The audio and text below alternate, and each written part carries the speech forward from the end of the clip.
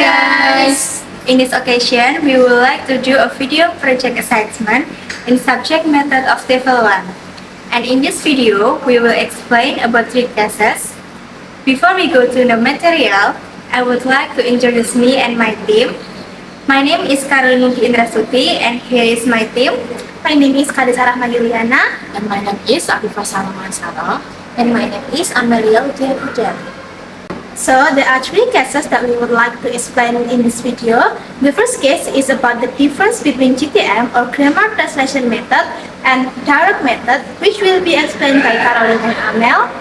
The second case is about the difference between language acquisition and language learning, which will be explained by me, Karisa, and Salma.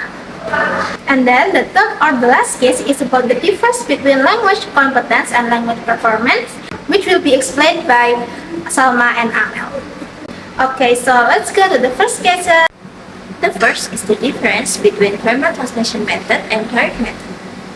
Grammar translation method is a method which focuses on the grammatical rules, memorization of vocabulary and all values, declension and conjugation, translation of text, and doing written exercises. While the direct method was the outcome of a reaction against the grammar translation method. This method of teaching language directly establishing a direct immediate association between experience and expression, between English word, phrases, or idioms and its meaning through demonstration, dramatization without the use of the mother tongue. The main difference between GTM and direct method is the direct method avoids close association between the second or foreign language and the mother tongue. And direct method teaches the language by use and not by rule.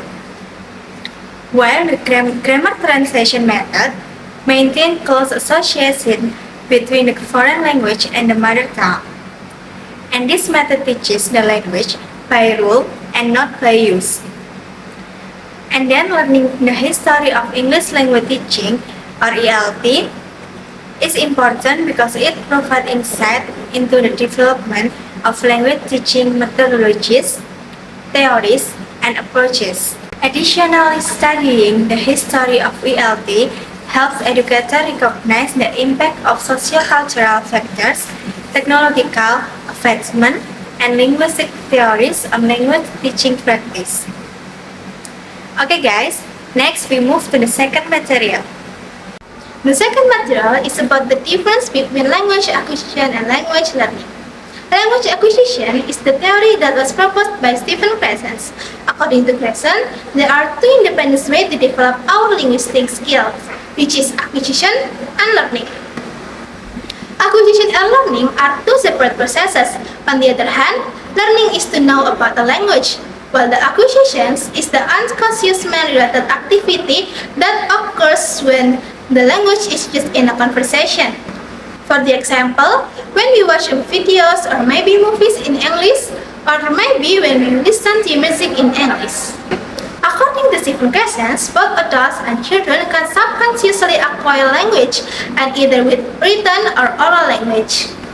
This process is similar to the process when children learning their native language. Acquisition requires meaningful interaction in the target language. The acquirer is focused on meaning rather than form. And now move to the language learning. Language is to know about a language, while learning a language is conscious process. Language forms are represented consciously in the learner's mind, frequently in the form of language rules and grammar, and the process often involves error correction. According to Crescent's language, learning is less effective than acquisition because language learning involves formal instruction. There are several reasons why a deep understanding of this matter is important. One of them is to optimize human communication skills. Language acquisition knowledge enhances an individual's communication skills. And we can understanding the grammatical structures, vocabulary expansion, and syntactic intricacies empowers language learners to express themselves more fluently and precisely. Okay guys, we move to the third material. The third is the difference between language competence and language performance. Language competence is person's knowledge of his language. The system rules which a language user has mastered so that it would be possible for that user to produce and understand an infinite number of sentences and recognize grammatical mistakes and ambiguities. Language performance is a term used in the linguistic theory of transformational generative grammar. Referred to language is seen as a set of specific utterance produced by native speaker. Understanding language competence and performance is useful primarily because it allows the studying a language to differentiate between a speech error and not knowing something about the language. And then, understanding it enables effective communication, language development, educational assessment, job opportunities, cultural understanding, and personal and professional growth. Okay guys, thank you. Maybe that's all that we can explain to you about these cases. We hope you guys can understand and get knowledge from our explanation. We're sorry if we made any mistakes or mispronounced any words in our explanation. Thank you for watching and see you! Goodbye!